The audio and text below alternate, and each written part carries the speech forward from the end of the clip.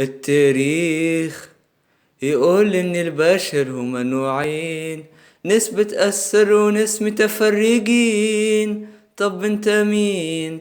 قولي مين انت؟ انت استثنائي مش زي الباقي، شايف بكرة وباصص لبعيد. انت مش حاجة عادية، النسخة الأصلية مفيش منها وما بتلبقليش.